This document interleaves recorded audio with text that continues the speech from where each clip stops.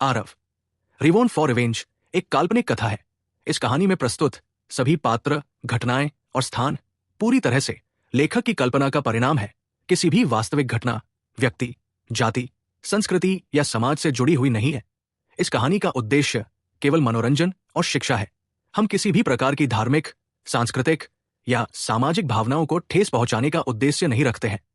यदि किसी श्रोता को इस कहानी में कोई अंश अनुचित या असंगत प्रतीत हो, तो कृपया इसे काल्पनिक और मनोरंजन के रूप में ले। इस कहानी का श्रेय पूरी तरह से लेखक को जाता है। कहानी प्रस्तुति में हमारा एक भी श्रेय नहीं है। हम बस कहानी को आवाज देते हैं। अब आगे सब ठीक है। मुझे एकांत कक्ष में जाने में मदद करो। सेना, 3 दिनों के लिए प्रस्थान स्थगित करो। दूसरी और परिवार प्रमुख, वो आरव पूरे रास्ते में जबरदस्त गति से आगे बढ़ रहा है। वो पहले से ही अशोक नगरी के करीब पहुंच रहा है। अशोक नगरी के सिटी लॉर्ड महल में लोकनाथ देसाई शांत भाव से बैठे थे। देसाई परिवार का दिव्य पार्गमन क्षेत्र पावर हाउस इस समय आरव की महान सेना की गतिविधियों की रिपोर्ट कर रहा था। लोकनाथ ने मुस्कुराते हुए कहा, बस एक छोटा सा आरव, चाहे वो कितना भी शक्तिशाली क्यों न हो, क्या वो अभी भी हमारे 10 महान आधे कदम असीम क्षेत्र पावर हाउस की बराबरी कर सकता है? वो अधीनस्थ काफी हैरान था। परिवार प्रमुख कल भी चिंता में जल रहा था। आज वो उदासीन क्यों दिख रहा था? लाखों शक्तिशाली महान सेना के पराजित होने की खबर प्रसारित की गई। पूरा अशोक नगरी बेचैन हो गया। अंतहीन दुनिया पर आक्रमण करने वाले मुख्य सेनापति के रूप में लोकनाथ देसाई कुछ दिनों पहले गर्म तवे पर चींटी की तरह बेचैनी से इधर उधर घूम रहे थे। आरव की महान सेना में 2 महाशक्तियां थी जो अथाह बल वाली थी। एक ही वार में उन्होंने दिव्य पार्गमन क्षेत्र की सभी महाशक्तियों को नष्ट कर दिया। यह वो समाचार था जो हारकर वापस आई महाशक्तियों द्वारा लाया गया था। इसकी तुलना में अकेले भानुदेव पटेल को आरव द्वारा मारे जाने की खबर इतनी चौंकाने वाली नहीं थी। बहुत स्पष्ट रूप से लोकनाथ को उन 2 महाशक्तियों से डर था। लेकिन आज ये कैसी स्थिति थी? परिवार प्रमुख, हारकर वापस आए सैनिकों ने जो कहा, उसके अनुसार उन 2 महाशक्तियों की शक्ति बहुत अधिक थी। उन्हें दिव्य पार्गमन क्षेत्र की महाशक्तियों का विनाश करने में जरा भी प्रयास नहीं करना पड़ता। क्या ऐसा हो सकता है कि परिवार प्रमुख को बिल्कुल भी चिंता नहीं है? अधीनस्थ उत्सुकता से पूछे बिना नहीं रह सका। लोकनाथ ने अपनी दाढ़ी को सहलाया और मुस्कुराते हुए कहा, पावर हाउस? कौन सा पावर हाउस? हाँ, अधीनस्थ व्यक्ति अवाक रह गया। वो वास्तव में समझ नहीं पाया कि परिवार प्रमुख का आत्मविश्वास कहां से आया। ठीक है, तुम अपना मन शांत करो। आरव के आने तक प्रतीक्षा करो। मैं निश्चित रूप से उसे कभी वापस नहीं जाने दूंगा। लोकनाथ ने जोर से ठहाका लगाते हुए कहा। कई दिनों के बाद आरव ने बांस को चीरते हुए आगे बढ़ते हुए भयंकर आंधी दुनिया की विशाल सेना को पूरी तरह से रास्ते से खदेड़ दिया। अंत में सेना अशोक नगरी के पास पहुंची। वर्तमान में यह भव्य और शानदार विशाल शहर अभी भी वही शहर था, लेकिन वहां मूल लोगों का कब्जा नहीं था। आरव ने शुरू में सोचा था कि रास्ते में 3 संप्रदायों के विशेषज्ञ उसके साथ आने के लिए आएंगे। हालांकि इतना लंबा समय बीत गया, लेकिन आरव को एक भी व्यक्ति नहीं मिला। इससे उसके दिल में पूर्वाभास का एक निशान पैदा हुआ। रास्ते में उसका हंगामा बहुत बड़ा था। तार्किक रूप से कुछ शक्तिशाली लोग होने चाहिए थे जिन्होंने खबर सुनी और वहां आए। तो केवल 2 प्रकार की संभावनाएं थी। एक ये कि वे बहुत दूर के स्थान पर छिप गए और अंतहीन दुनिया की खबर प्राप्त करने में असमर्थ थे। दूसरा प्रकार था, ये लोग पहले से ही पूरी तरह से खत्म हो चुके थे। शायद यहां तक कि अंतिम प्रकार परिणाम आरव ने सोचने की भी हिम्मत नहीं की। अगर यह सच में हुआ तो भले ही उसने पवन सम्राट की खाल उतार ली हो, इससे कोई फर्क नहीं पड़ता। अशोक नगरी की दीवारों के ऊपर एक बुजुर्ग व्यक्ति दूर से आरव का सामना कर रहा था। वो बिल्कुल लोकनाथ देसाई था। आरव, मुझे वास्तव में उम्मीद नहीं थी कि केवल 2 से 3 साल के समय में तुम वास्तव में मेरे साथ बराबरी करने की योग्यता रखते बना लोगे। भले ही मुझे नहीं पता कि महामहिम पवन सम्राट तुम्हें उस समय वापस क्यों जाने देना चाहते थे। निस्संदेह वो उनकी सबसे बड़ी गलती थी। लोकनाथ ने कहा, ओ, लगता है कि उस समय 7वें राजकुमार के साथ मेरी लड़ाई थी। तुम भी किनारे से लड़ाई देख रहे थे। आरव ने बहुत जल्दी बीच के संबंधों को समझ लिया। लोकनाथ का भी छिपने का इरादा नहीं था। उसने अपना सिर हिलाया और कहा, यह सही है। तुम्हारी प्रतिभा के साथ अगर हम दोस्त नहीं बन सकते तो तुम्हें मिटा दिया जाना चाहिए।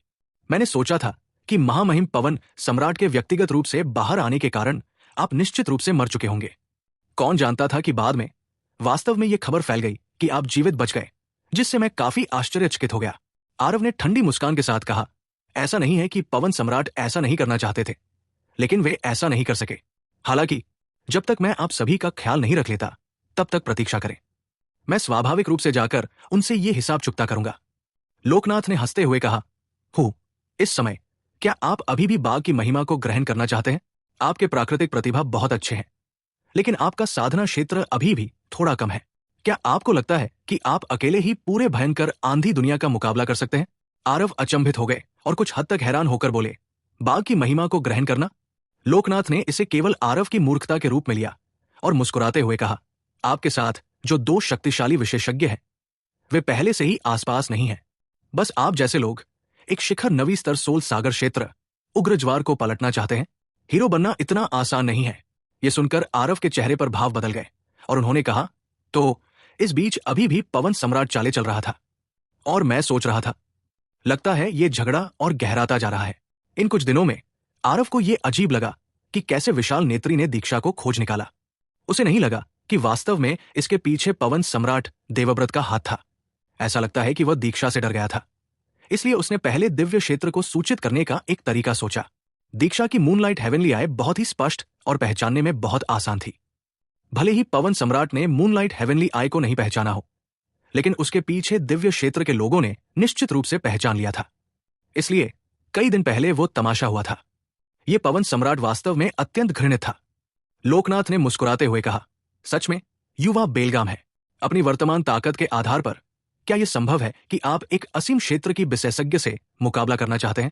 आरव ने इस समय पहले से ही अपना संयम संभाला और बेपरवाही से कहा, आपको इस बारे में चिंता करने की जरूरत नहीं है। बेहतर होगा कि आप आज इस बाधा को पार करने के बारे में सोचें। लोकनाथ जोर से हंसे और बोले, उन दो महाशक्तियों के बिना मैं वास्तव में नहीं जानता कि आपके पास आत्मविश्वास कहां से आता है, जो मेरे सामने इतना घमंडी होने की हिम्मत कर रहे हैं। आप एक नजर डालें कि वे कौन है। लोकनाथ ने हाथ का इशारा दिखाया। लोगों के एक समूह को शहर की दीवारों के ऊपर लाया गया। जब आरव ने लोगों के उस समूह को देखा तो उसके चेहरे पर अनायास ही अंधेरा छा गया। परशुराम, मणिकांत, नीलभानु, मां लक्ष्मी, एक के बाद एक जाने पहचाने चेहरे देखकर आरव का चेहरा कांप उठा। जब उसकी नजर आखिरी व्यक्ति पर पड़ी तो वो अचंभित रह गया। भाई दुर्गादास। दुर्गादास एक आधे कदम असीम क्षेत्र विशेषज्ञ था। वो वास्तव में अशोक नगरी में भी शत्रुओं के हाथों में पड़ गया था। क्या भयंकर आंधी दुनिया की शक्ति इतनी दुर्जय थी? आरव ने शहर की दीवारों के ऊपर उन पूर्व में उच्च और शक्तिशाली अंतहीन दुनिया शक्तियों को देखा। वे सभी वास्तव में भयंकर आंधी दुनिया के बंदी बन गए। उनमें से प्रत्येक ने अपने दांत बंद कर लिए थे और उन्हें कसकर बांध दिया गया था। इस बात की चर्चा मत करो कि वो कितना शर्मनाक था। लक्ष्मण ने पीछे खड़े लोगों की ओर इशारा किया और शांत भाव से कहा, धीरेंद्र और लक्ष्मण दोनों तुम्हारे हाथों मारे गए। तुम्हारे कारण मेरे देसाई परिवार की शक्ति को भारी क्षति हुई। स्वर्ग के पास आंखें हैं जो तुम्हें मेरे सामने भेज सकती है। लोकनाथ देसाई स्पष्ट रूप से उस तरह के लोग थे जिनके दिमाग में बहुत ही षड्यंत्र था। हालांकि वो पहले से ही आरव से बहुत नफरत करता था, लेकिन जब वो बोलता था तो वो शांत और संयमित रहता था। कोई भी उसके दिल में क्रोध को बिल्कुल भी नहीं समझ सकता था। आरव को अब पता चला कि उसके सामने ये बूढ़ा आदमी देसाई परिवार का परिवार प्रमुख है। लोकनाथ ने मुस्कुराते हुए कहा, आरव, क्या तुम इस अशोक नगरी की भव्य व्यू रचना को देख रहे हो? क्यों ना हम कोई खेल खेलें, कैसा रहेगा? आरव ने कुछ नहीं कहा, चुपचाप आगे क्या होने वाला है इसका इंतजार करते हुए ये देखना चाहता था कि ये आदमी क्या करने की कोशिश कर रहा है। ये देखकर कि आरव ने कोई जवाब नहीं दिया, लोकनाथ ने कहा, ये अशोक नगरी की भव्य व्यू रचना दिव्य संरचना संप्रदाय द्वारा छोड़ी गई थी, जिसने उस समय राज्य मार्ग को बंद कर दिया था। इसकी शक्ति अतुलनीय रूप से शक्तिशाली है। अब से मैं हर 10 सांस में एक व्यक्ति को मारूंगा जब तक कि तुम भव्य व्यू रचना को तोड़ न दो। ये कैसा है? आरव दंग रह गया। क्या ये आदमी मूर्ख था? तुम्हें गिनने की जरूरत नहीं है, मैं अभी आ रहा हूं। आरव की उदासीन आवाज सुनाई दी। आरव की आकृति अचानक ही गायब हो गई। जब वो फिर से दिखाई दी तो वो वास्तव में परशुराम के सामने आ गई थी। जिस सिटी को घेरने वाले रक्षात्मक भव्य व्यू पर लोकनाथ ने बड़ी उम्मीदें लगाई थी, उसका वास्तव में कोई असर नहीं हुआ। आसमान को ढकने वाली गिरती हुई पंखुड़ियां इधर उधर बह गई। कैदियों की रक्षा करने वाली दिव्य पारगमन क्षेत्र की शक्तियां आरव द्वारा इस तरह सीधे नष्ट कर दी गई। फिर आरव का मन जाग उठा और इन लोगों को अंतरिक्ष मीनार में डाल दिया। ये सब उस समय हुआ जब चिंगारी एक चकमक पत्थर से उड़ती है। लोकनाथ अभी भी सदमे में थे और वास्तव में समय पर प्रतिक्रिया नहीं कर पाए। ये जानना जरूरी था कि इस अशोक नगरी की भव्य व्यू रचना को भेदने के लिए उन्होंने बहुत लंबे समय तक तैयारी की थी। इसके अलावा उन्होंने पहले से कोई भी जानकारी लीक नहीं की। ग्रैंड एरे को तोड़ने से पहले एक आश्चर्यजनक छापे के लिए 10 महान अर्धचरणीय असीम क्षेत्र पावरहाउस भेजे। मामले के बाद उन्होंने इस ग्रैंड एरे को बहाल करने से पहले 10 से अधिक 5वें स्तर के एरे मास्टर्स को जुटाया। भले ही ये अपने चरम पर होने पर शक्ति तक नहीं पहुंच पाया, लेकिन इसमें कम से कम 80% शक्ति थी। लेकिन यह भव्य व्यू रचना वास्तव में आरव को एक क्षण के लिए भी रोक नहीं सकती थी। ये निश्चित रूप से ये सब एक सपना है ना? लोगों को अपनी मूर्खता की कीमत चुकानी पड़ती है। जिस चीज पर आप भरोसा करते हैं वो मेरे सामने बिल्कुल बेकार है, आरव ने शांत भाव से कहा। ये कैसे संभव है? लोकनाथ अभी भी अविश्वसनीय रूप से हैरान थे। आरव ने कहा, आप जानते हैं कि यह भव्य व्यू रचना दिव्य संरचना संप्रदाय द्वारा छोड़ी गई थी, लेकिन आप ये नहीं जानते कि दिव्य संरचना संप्रदाय की विरासत मेरे हाथों में है। इस शहर की रक्षा करने वाला भव्य व्यू रचना मुझे कैसे रोक सकती है? क्या आपने दिव्य संरचना संप्रदाय की विरासत प्राप्त की है? लोकनाथ ने आश्चर्य से कहा। इस समय लोकनाथ एक विदूषक की तरह थे। वो आरव को अपने परिजनों और दोस्तों को एक एक करके अपने सामने मरते हुए देखना चाहते थे, लेकिन फिर उसे पता चला कि वो वास्तव में अपने ही पैरों को कुचलने के लिए पत्थर उठा रहा था। यह संप्रदाय रक्षा महारत कागज से भी बदतर थी। लोकनाथ ने कैसे सोचा होगा कि दिव्य संरचना संप्रदाय की सभी महारत संरचनाओं 3 खंडों से पैदा हुई थी। यद्यपि ये नगर रक्षा महारत अर्ध छठे स्तर की महारत थी, फिर भी ये महारत संरचनाओं 3 खंडों का ही एक हिस्सा थी। ऐसी चीज आरव के कदमों को कैसे रोक सकती थी? लोकनाथ में एक उग्र और महत्वाकांक्षी व्यक्ति का चरित्र भी था। सदमे के बाद वो बहुत जल्दी शांत हो गया और ठंडी सांस के साथ बोला, अगर तुम्हें दिव्य संरचना संप्रदाय की विरासत मिल भी गई तो क्या हुआ? आज ये अशोक नगरी तुम्हारी कब्रगाह होगी। सभी मेरे लिए बाहर आओ। शहर के अंदर से अचानक 9 आकृतियां उड़ी, जो एक भयानक आभा लेकर आई। ये 9 आकृतियां वास्तव में सभी आधे कदम असीम क्षेत्र विशेषज्ञ थे। आधे कदम असीम क्षेत्र विशेषज्ञ बिल्कुल एक ऐसा अस्तित्व था जो अंतहीन दुनिया में सभी जीवन के प्रति तिरस्कार पूर्ण भाव रख सकता था। इस बिंदु पर जरा सोचें कि उस समय दुर्गादास कितने शक्तिशाली थे और कोई भी जान सकता था। लेकिन अब ऐसे 10 आधे कदम असीम क्षेत्र के शक्तिशाली लोग वास्तव में एक साथ सामने आए। ऐसा लाइनअप वास्तव में बहुत ज्यादा असाधारण था। केवल इस समय आरव को पता चला कि दुर्गादास भी बंदी बने से क्यों नहीं बच पाए। पहले उन्होंने सुना था कि ये 10 महान शिखर 9वें स्तर के दिव्य पारगमन क्षेत्र के शक्तिशाली लोग थे जिन्होंने अचानक अशोक नगरी पर धावा बोला था। आरव अभी भी अनिश्चित था। अब इसे देखते हुए ये केवल अफवाहों में एक त्रुटि थी। अशोक नगरी का पतन बहुत अचानक हुआ था। शहर के विशेषज्ञ को एक झटके में घेर लिया गया। कोई भी सटीक खबर नहीं फैलाई गई। जो जानकारी फैली वो सभी अनगिनत बार विकास के माध्यम से प्राप्त हुई थी। अंतहीन दुनिया के मार्शल कलाकारों की नजर में 10 शिखर दिव्य पारगमन क्षेत्र के शक्तिशाली लोग पहले से ही इस स्वर्ग के नीचे बिल्कुल शक्तिशाली अस्तित्व थे। वे कैसे कल्पना कर सकते हैं कि भयंकर आंधी दुनिया के पास वास्तव में 10 आधे कदम असीम क्षेत्र के बिजलीघर थे? ऐसी लाइनअप संदेश देने वाले उन मार्शल आर्टिस्टों ने इसके बारे में सोचने की हिम्मत भी नहीं की। 10 आधे कदम असीम क्षेत्र विशेषज्ञ अशोक नगरी की रक्षात्मक व्यू को तोड़ने के लिए हाथ मिला रहे हैं। अशोक नगरी के इस शहर की रक्षा करने वाले भव्य व्यू में दरार न पड़ने का तर्क कैसे था? अशोक नगरी का इतिहास दिव्य संरचना संप्रदाय से भी अधिक लंबा है। उस युग में जहां दिव्य संरचना संप्रदाय का वर्चस्व दुनिया पर था, अशोक नगरी ने शहर को बसाने के लिए दिव्य संरचना संप्रदाय को आमंत्रित करने के लिए एक बड़ी राशि खर्च की। हालांकि भले ही भव्य सरणी की रक्षा करने वाला यह शहर शक्तिशाली था, यह संभवतः 10 आधे कदम असीम क्षेत्र बिजलीघरों को भी नहीं रोक सका। दिव्य संरचना संप्रदाय के युग में भी अंतहीन दुनिया भी इतनी भयावह पंक्ति नहीं ला सकी। अरव, ऐसा लगता है कि मैंने अभी भी तुम्हें वास्तव में कम आंका है। हालांकि यह भी यही समाप्त होता है, लोकनाथ ने कहा। आरव ने सिर हिलाया और कहा, मैंने पहले ही कहा था, तुम्हें अपनी मूर्खता की कीमत चुकानी होगी। क्या तुम सोचते हो कि मैं सिर्फ उन 2 दोस्तों की ताकत के भरोसे यहां खड़ा हूं? आज मैं तुम्हें बताऊंगा कि तुमने अपनी क्षमता से कहीं ज्यादा काम किया है। हाँ, मैं देखना चाहता हूं कि तुम मुझे कैसे बताते हो कि मैंने अपनी क्षमता से कहीं ज्यादा काम किया है। क्या तुम सोचते हो कि तुम अपनी ताकत से हमारे 10 आधे कदम असीम क्षेत्र को हरा सकते हो? 10 आधे कदम असीम क्षेत्र यहां तक कि जब इन्हें भयंकर आंधी दुनिया में रखा गया तो ये एक बिल्कुल शक्तिशाली बल था। 9वें स्तर के सोल सागर क्षेत्र के शिखर से निपटने के बारे में बात करने की तो बात ही छोड़ दें। आरव के वीरतापूर्ण शब्द उनके विचार में स्वर्ग और पृथ्वी की विशालता को न जानने का पर्याय थे। हे कुछ आधे कदम असीम क्षेत्र जो प्रशिक्षित करने के लिए आशावादी शक्ति पर निर्भर थे। आरव ने फीकी मुस्कान के साथ कहा। उसकी आकृति एक बार फिर मौके पर ही गायब हो गई। वो अत्यधिक गति के साथ आधे कदम असीम क्षेत्र में से एक की ओर बढ़ रही थी। अपने कौशल का परिक्रमण करते हुए आरव ने अचानक अपनी आभा पूरी तरह से मुक्त कर दी। ओरिजिन स्पिरिट 9 ट्रांसफॉर्मेशन तुरंत फूट पड़ा और दिव्य पागमन क्षेत्र के तीसरे चरण को तोड़ दिया। Flame movement true dragon carnage. Aarav दहाड़ उठा। उसकी मुट्ठी पहले ही आगे बढ़ चुकी थी। आरव की गति बेहद शानदार थी, लेकिन आधे कदम असीम क्षेत्र ही होता है। स्वाभाविक रूप से उनकी प्रतिक्रियाओं की तुलना आम लोगों से नहीं की जा सकती थी। उस स्वचालित कदम वाले असीम क्षेत्र ने भी मुट्ठी मारी। दोनों हमलों में सीधे हवा में आमने सामने की टक्कर हुई। धमाका। आरव की आकृति अचानक स्थिर स्प्रिंग की तरह रुक गई, जबकि उस आधे कदम असीम क्षेत्र के शक्तिशाली व्यक्ति को आरव ने सीधे हवा से नीचे गिरा दिया और वो जमीन पर जोर से गिर पड़ा। एक मुट्ठी की ताकत अधिकतम तक भारी थी। आरव के इस मुक्के को देखकर लोकनाथ के चेहरे पर भाव बदल गए। उसे उम्मीद नहीं थी कि आरव की ताकत वास्तव में इस हद तक भयावह होगी। बस 9वां स्तर सोल सागर क्षेत्र, और वो पहले से ही एक आधे कदम असीम क्षेत्र के शक्तिशाली व्यक्ति के साथ टकराव में पूर्ण पहल कर सकता था। केवल इस समय लोकनाथ को एहसास हुआ कि उसकी आंखों के सामने इस युवक में वास्तव में उसकी जान को खतरे में डालने की ताकत थी।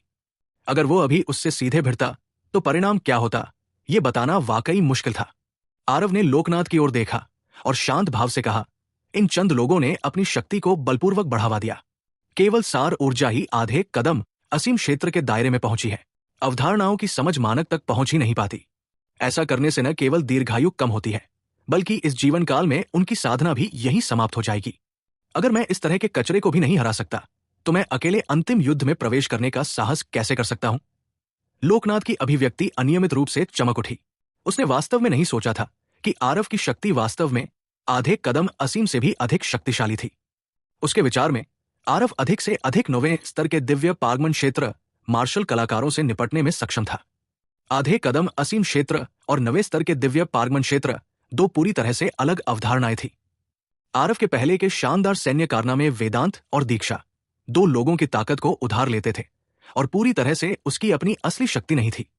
अब अपनी आंखों से आरव की ताकत को देखकर वो कैसे घबरा नहीं सकता था? क्या ऐसा है, भले ही उन्होंने अपनी ताकत को बलपूर्वक बढ़ाया हो, वे भी प्रामाणिक रूप से आधे कदम असीम क्षेत्र के शक्तिशाली है। भले ही कोई एक आधे कदम असीम क्षेत्र विशेषज्ञ आपको नहीं हरा सकता, लेकिन उसके जैसे 10 विशेषज्ञ आने से तुम क्या करोगे? लोकनाथ ने ठंडी मुस्कान के साथ कहा। आरव ने एक चमकदार मुस्कान बिखेरी और कहा, सबको उसके जैसा ही हराऊंगा। इस समय लोकनाथ आरव को नीची नजर से देखने की हिम्मत कैसे कर सकता था? आरव ने अपनी शक्ति साबित करने के लिए पहले ही अपने कार्यों का इस्तेमाल किया था। सभी लोग आगे बढ़ो। हाँ, लॉर्ड लोकनाथ। यद्यपि वे 9 लोग आधे कदम असीम क्षेत्र विशेषज्ञ थे, फिर भी वे लोकनाथ की हर बात का पालन करते थे।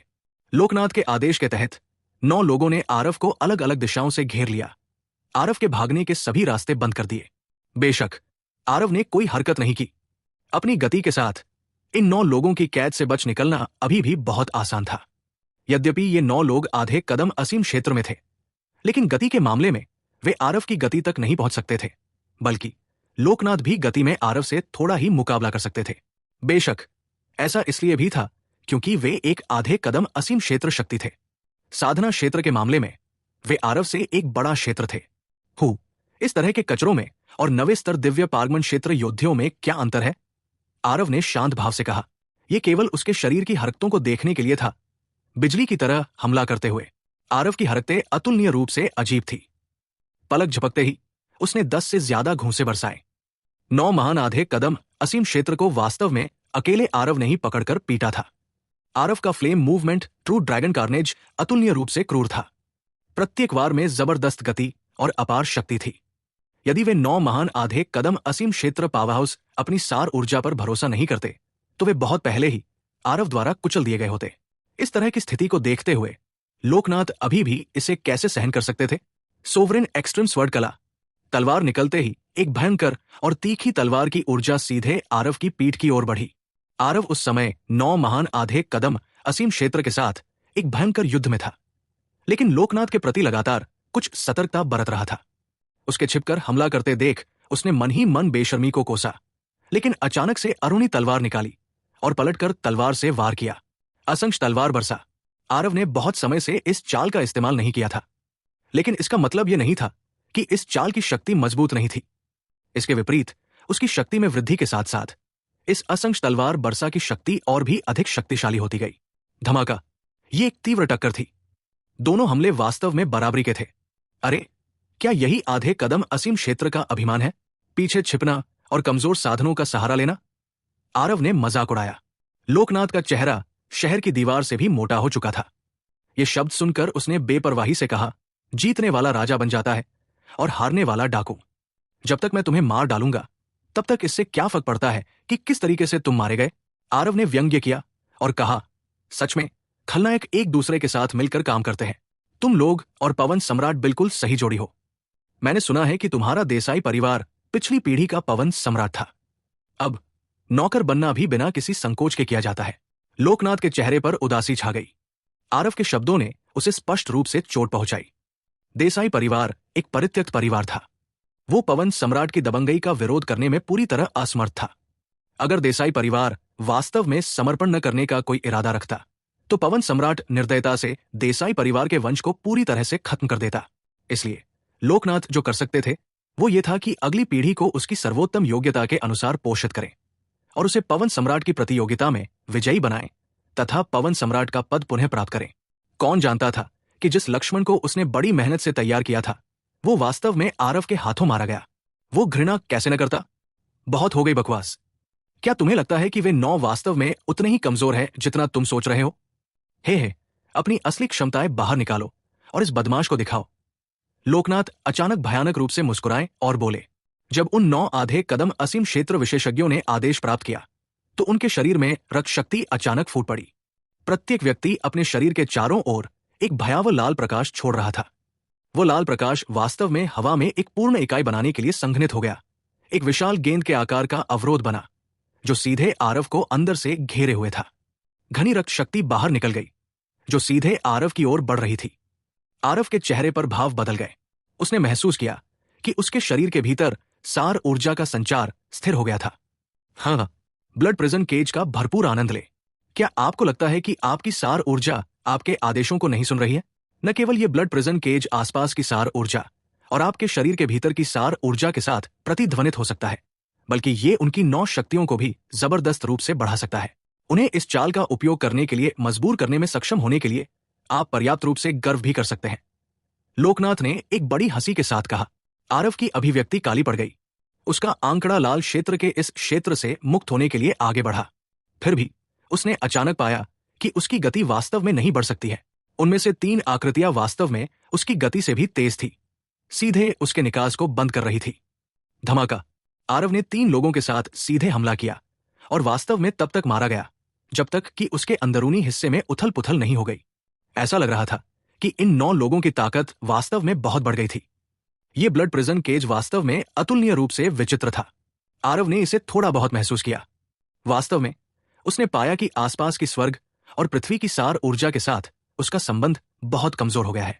इसका यह भी संकेत था कि उसकी आक्रामक शक्ति काफी कमजोर हो जाएगी। जहां तक आंदोलन तकनीक का सवाल है, सार ऊर्जा के समर्थन के बिना यह स्वाभाविक रूप से बहुत कमजोर हो जाएगी। ऐसा लगता है कि ये 9 लोग भी पूरी तरह से योग्यताहीन नहीं थे। ये चाल वास्तव में अविश्वसनीय रूप से कठिन थी। इसमें गिरना व्यावहारिक रूप से मृत्यु की स्थिति थी। आरव, मृत्यु की प्रतीक्षा का यह स्वाद कैसा है? लोकनाथ ने प्रसन्नतापूर्वक पूछा। आरव ने उसे एक उदासीन नजर से देखा और कहा, तुम सभी ने अंतहीन दुनिया पर आक्रमण किया, अपनी शक्तियों को बढ़ाने के लिए रक्त शक्ति एकत्र की। इस तरह के विवेक से रहित कार्यों के लिए उस अहंकारी स्वर्ग तुम लोगों को अपने अंदर नहीं लेगा। मैं, आरव, तुम्हें दूर कर दूंगा। जिद्दी साथी, मैं देखना चाहता हूं कि हमें ले जाने के लिए तुम किस पर भरोसा करते हो। मेरे लिए उसे मार दो, लोकनाथ ने कहा। 9 लोगों ने आदेश प्राप्त किया और एक बार फिर आरव पर हमला किया, लेकिन इस बार उनकी टीमवर्क के तहत उनकी शक्ति बहुत बढ़ गई और वास्तव में आरव को बार बार पीछे हटने पर मजबूर किया। अगर आरव ने वायु प्रवाह की अवधारणा को नहीं समझा होता तो वो शायद इस समय पहले ही एक लाश बन चुका होता। ये 9 लोग नरक से आए 9 शैतान लग रहे थे जो रक्तमय क्यूई से भरे हुए थे। फिर भी आरव भी चारों ओर से खतरनाक खतरे में था और लगभग कई बार घायल हुआ। हाँ, आरव, इस ब्लड प्रिजन केज का स्वाद अच्छा है ना? भले ही आपके तरीके बेहद भयानक हो, उन्हें खोलने की ताकत के बिना क्या आप अभी भी बेकार नहीं हैं? लक्ष्मण हमारे देसाई परिवार की आशा थे और आपने वास्तव में उन्हें मारने की हिम्मत की। आज मैं आपको लक्ष्मण के साथ दफनाने के लिए भेज दूंगा। लोकनाथ ने ब्लड प्रिजन केज के बाहर बिना किसी हिचकिचाहट के एक बार फिर अपनी मार्शल तकनीक का इस्तेमाल किया। सोवरेन एक्सट्रीम तलवार कला वाइच वही मार्शल तकनीक थी, लेकिन इस बार शक्ति का उल्लेख एक ही सांस में नहीं किया जा सकता था। यह सोवरेन एक्सट्रीम तलवार कला की अंतिम चाल थी। लोकनाथ के हाथों से निष्पादित होने के कारण शक्ति इतनी भयानक थी कि लोगों को दम घुटने लगा।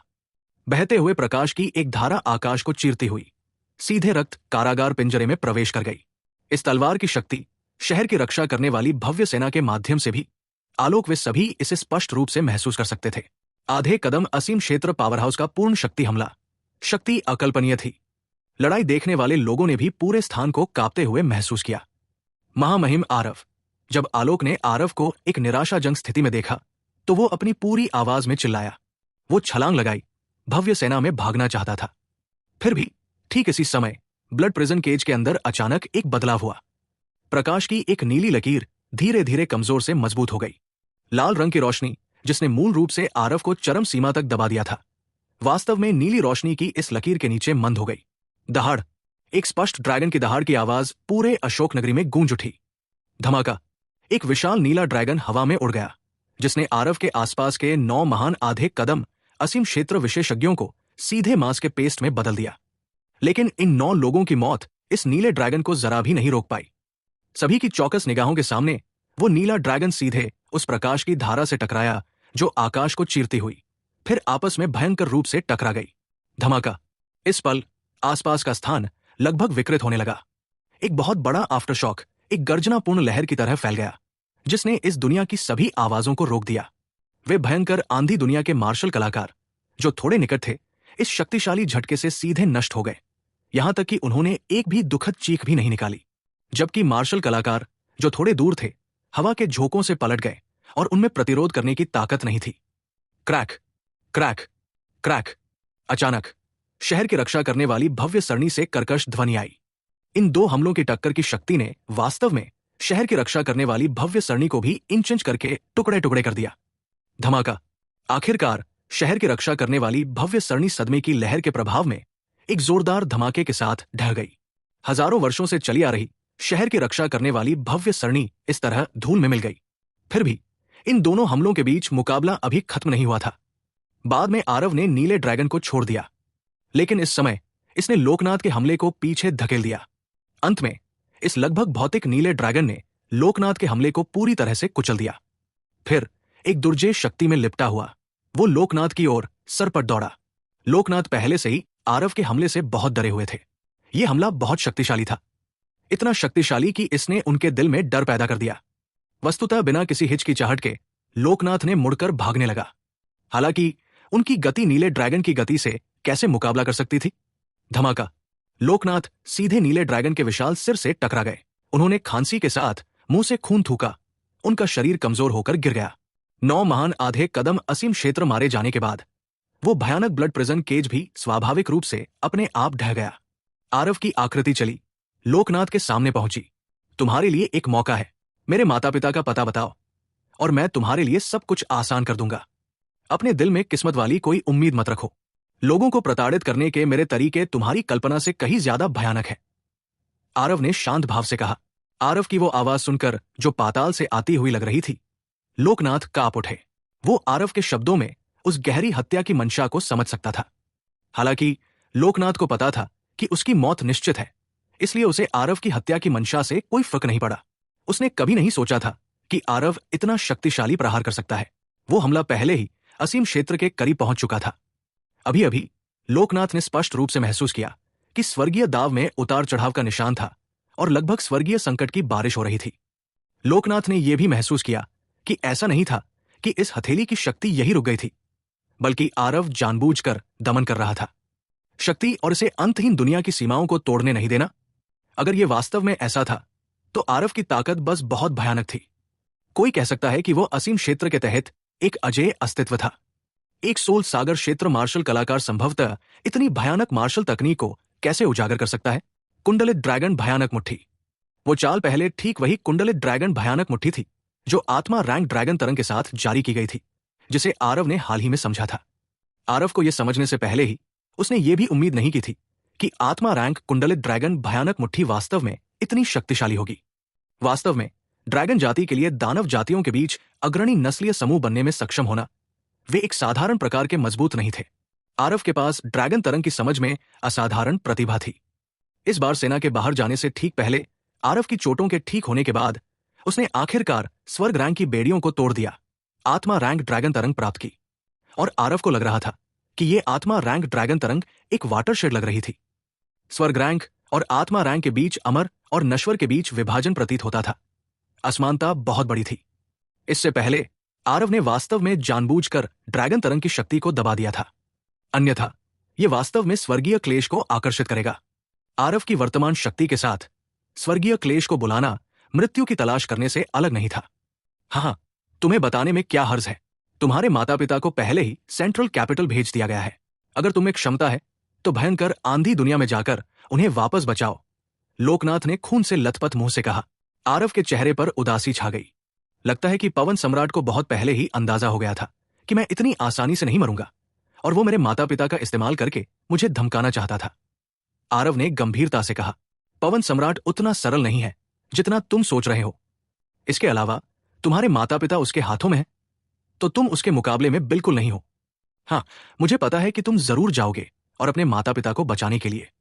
भले ही मैं तुम्हें न मार सकूं, पवन सम्राट भी तुम्हें मार देगा। आरव, तुम अंत में मृत्यु शब्द से बच नहीं सकते, लोकनाथ ने जहरीली गाली दी। शोर! आरव ने फिर से हथेली थपथपाई, जिससे लोकनाथ की जान चली गई। ये आदमी आसन मृत्यु का सामना करते समय भी उसे कोसना नहीं भूलता था। वास्तव में जीवन और मृत्यु में अंतर नहीं जानता था। लेकिन आरव के पास यह स्वीकार करने के अलावा कोई विकल्प नहीं था कि वर्तमान स्थिति बहुत ही कष्टकारी थी और वो देवराज और आरती की सुरक्षा के बारे में भी बहुत चिंतित था। पवन सम्राट, ये आदमी वास्तव में एक उग्र और महत्वाकांक्षी व्यक्ति का आचरण रखता था। एक बार जब वो अपने विरोधी का सामना करता था तो वो हर संभव संभावना को ध्यान में रखता था। अब जब देवराज और आरती उसके हाथों में आ गए हैं तो आर कार्रवाई करने में जरूर हिचकिचाएगा। कुछ देर बाद सिटी लॉर्ड महल में आरव ने अंतरिक्ष मीनार के अंदर से सभी बचाए गए लोगों को मुक्त किया और एक एक करके उनके शरीर पर लगे प्रतिबंध हटा दिए। आरव की वर्तमान शक्ति के साथ भले ही दुर्गादास वे सभी जानते थे कि अंतरिक्ष मीनार उसके हाथों में है, उसे किसी भी चीज के बारे में चिंता करने की जरूरत नहीं थी। स्वाभाविक रूप से प्रतिबंध का यह हिस्सा उसके लिए उल्लेख करने योग्य नहीं था। जब दुर्गादास और बाकी लोगों ने आरव को फिर से देखा तो उनके दिलों में जो झटका लगा उसकी कल्पना की जा सकती थी। आरव ने उन्हें शहर की दीवारों के ऊपर से बचाया और उन 10 महान आधे कदम असीम क्षेत्र शक्तियों का सामना किया। अब जब आरव सिटी लॉर्ड महल में दिखाई दिया तो यह सब कुछ समझाने के लिए पर्याप्त था।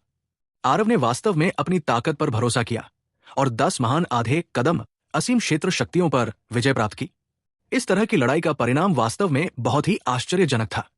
अंतहीन दुनिया की सारी ताकत लगाने के बाद भी वे उन 10 लोगों को हराने में असमर्थ थे। लेकिन आरव अभी केवल 9वें स्तर के सोल सागर क्षेत्र के शिखर पर था और उसने वास्तव में ऐसा कर दिखाया। वर्तमान आरव किस हद तक कितना दुर्जय था। भाई आरव, माफ करना, मैंने आपके पिता और माता की अच्छी तरह से रक्षा नहीं की। दुर्गादास के शब्दों में आत्मनिंदा की भावना झलक रही थी। वो अंतहीन दुनिया का सबसे शक्तिशाली व्यक्ति था और क्षेत्र अधिपति भी। उसने वास्तव में दुश्मन के इरादों को भी नहीं पहचाना और पुराना घोंसला एक ही बार में नष्ट हो गया। यह वास्तव में एक ऐसा कार्य था जो अपने कर्तव्यों के प्रति बहुत ही लापरवाही थी। यदि ये अतीत में होता तो दुर्गादास को कुछ आत्मग्लानि होती भी तो वो इसे इस तरह से नहीं कहता। लेकिन अब आरव वास्तव में उससे कहीं अधिक शक्तिशाली एक मार्शल कलाकार के रूप में परिपक्व हो चुका था। आरव का सामना करते समय दुर्गादास की थोड़ी सी श्रेष्ठता की भावना पहले ही बिना किसी निशान के गायब हो गई थी। वर्तमान आरव अंतहीन दुनिया का सबसे शक्तिशाली व्यक्ति था। आरव ने सिर हिलाते हुए कहा, छोड़ो, अब इन पर चिंता करना भी बहुत उपयोगी नहीं है। पवन सम्राट ने जानबूझकर उन लोगों के खिलाफ षड्यंत्र रचा। अशोकनगरी का टूटना भी उम्मीद के मुताबिक ही है। यहां तक कि खुद आरव ने भी नहीं सोचा था कि पवन सम्राट वास्तव में 9 अर्धचरणीय असीम क्षेत्र विशेषज्ञों का निर्माण कर सकते हैं। तो शुरू से ही अशोकनगरी का दुश्मन के हाथों में पड़ना तय था। सबके बैठ जाने के बाद आरव सम्मान की सीट पर बैठे। वहां आरव सबसे मजबूत व्यक्ति की स्थिति का प्रतिनिधित्व किया। अब जबकि भयंकर आंधी दुनिया की विशाल सेना को अंतहीन दुनिया में भारी क्षति हुई है, वे अब और अधिक लहर नहीं उठा सकते। आज से तुम सब लोग जवाबी हमले करना शुरू करो। लेकिन भयंकर आंधी दुनिया की क्षति पहले से ही तय है और उन्हें पहले से ही उचित दंड मिल चुका है, इसलिए बहुत अधिक हत्याएं मत करो। जो लोग आत्मसमर्पण करने के लिए तैयार है उन्हें पहले इकट्ठा करो, फिर उन्हें समूहबद्ध करो और उन्हें भयंकर आंधी दुनिया में वापस भेज दो। आरव ने एक संप्रभु के रूप में निर्देश दिया। हाँ, महामाहिम आरव, मणिकांत ने अपने हाथ जोड़कर कहा। अनजाने में आरव के प्रति मणिकांत के दृष्टिकोण में भी बदलाव आया, यहां तक कि संबोधन का शब्द भी बदल गया। ये वो दबाव था जो एक सच्चे महाशक्ति ने लोगों को दिया। मार्शल कलाकारों की दुनिया में हमेशा से ही ताकतवर लोगों का बोलबाला रहा है। आपकी ताकत शक्तिशाली है, दूसरे लोग आपके सामने पूरे दिल से झुकेंगे। आपकी ताकत कमजोर है, दूसरे लोग आपकी तरफ एक नजर भी नहीं देखेंगे, चाहे वो शक्ति को देख रहा हो या उपलब्धियों को। आरव महामहिम शब्द के पूर्णतया हकदार थे। आरव के देव निषिद्ध दानव क्षेत्र से बाहर निकलने से पहले अंतहीन दुनिया पर शत्रुओं का पूर्ण कब्जा हो चुका था। ये आरव ही था जो अकेले ही प्रचंड ज्वार को पलट रहा था। भयंकर आंधी दुनिया के सभी सबसे शक्तिशाली और क्रूर लोगों को मार रहा था। इस तरह की शक्ति, इसके बारे में सोचने से ही लोगों के दिलों में विस्मय और श्रद्धा पैदा हो जाती थी। आरव उस तरह के प्रामाणिक आदिवासी नहीं थे। वे पहले एक उच्च और महान कीमिया सम्राट थे। इन लोगों की मानसिकता में आए बदलाव के प्रति उन्हें कोई परेशानी नहीं थी। वे बहुत ही स्वाभाविक रूप से चरित्र में ढल जाते थे। इसके अलावा आरव जानते थे कि उनकी शक्ति में वृद्धि के साथ साथ वे कई मित्र जिनसे वे मूल रूप से बातचीत कर सकते थे, वे भी धीरे धीरे दूर हो जाएंगे। चरम पर अकेलापन यही तर्क था। रोहन, अनुपमा और गौतमी की तरह ही वे सभी मूल रूप से एक ही संप्रदाय के सहपाठी थे। लेकिन अब अगर आरव अपना रवैया छोड़कर उनके करीब जाना भी चाहे तो भी वे खुद को अस्वाभाविक महसूस करेंगे। ये ताकत के कारण स्थिति में आया बदलाव था। हालांकि आरव जानता था कि अनुपमा और गौतमी पहले से ही उसके प्रति समर्पित है, लेकिन उनकी ताकत के बीच की असमानता ने तय किया कि वे एक ही दुनिया के लोग नहीं थे। बेशक आरव ऐसे लोग नहीं थे जो अपनी जड़ों को भूल जाते हैं। चूंकि वे दोस्त थे, इसलिए आरव निश्चित रूप से उनका थोड़ा मार्गदर्शन करेंगे और उन्हें भविष्य में आगे बढ़ने के लिए और भी अधिक जगह देंगे। आरव ने अपना सिर हिलाया और पूछा, जिन जगहों से भयंकर आंधी दुनिया गुजरी थी वे लगभग सभी शहरों में नरसंहार कर रहे थे, लेकिन जब उन्होंने अशोकनगरी में घुसपैठ की तो वहां बहुत अधिक हत्या क्यों नहीं हुई? आरव ने शहर में कुछ सरल नजर डाली और पाया कि अशोकनगरी का संरक्षण अभी भी काफी हद तक बरकरार माना जाता था, जैसे कि ये युद्ध में नहीं उलझा था। इससे आरव को बहुत आश्चर्य हुआ। साथ ही उसके सामने ये लोग, आरव ने शुरू में सोचा था कि वे लगभग खत्म हो चुके हैं। कौन जानता था कि वे केवल नियंत्रित थे। वो मूर्ख लोकनाथ वास्तव में उसे धमकी देने के लिए उनका उपयोग करना चाहता था। मैंने उन्हें पहले भी इस बारे में बात करते सुना है। वे हम लोगों को एक साथ इकट्ठा करने और सामूहिक बलिदान करने के लिए एक समय चुनने की योजना बना रहे थे। मूल रूप से यह भी इन कुछ दिनों में किया जाने वाला था, लेकिन उम्मीद नहीं थी कि आरव, तुम वास्तव में वापस आने के बाद उस लोकनाथ को मार डालोगे। दुर्गादास ने उत्तर दिया। आरव को ज्ञान हो गया। पता चला कि यह कार्रवाई नहीं कर रहा था, ये अभी शुरू नहीं हुआ था। अशोकनगरी, यहां अनंत दुनिया के सभी बड़े लोग थे। उनकी हर एक ताकत अथाह थी। एक बार जब वे मर गए तो रक्त शक्ति को इकट्ठा करने के लिए इस तरह के असभ्य तरीके का उपयोग करना वास्तव में बहुत अधिक बेकार था। इसलिए यही कारण था कि उन्होंने बलिदान के लिए उन्हें एक साथ इकट्ठा करने का विचार किया। यह सिर्फ इतना था कि लोकनाथ ने नहीं सोचा था कि आरव 10 शक्तिशाली अर्धचरण असीम क्षेत्र को कुचलते हुए और अशोकनगरी को मुक्त करते हुए दबंगई से वापस आएंगे। आरव ने सभी के चेहरों पर एक नजर डाली और अचानक चिंतित होकर पूछा, क्या भाई सोरेन अभी भी आसपास है? भाई सोरेन, ये नाम सुनते ही सभी के चेहरे पर भाव गायब हो गए और एक पल के लिए उन्हें याद नहीं आया कि भाई सोरेन कौन थे।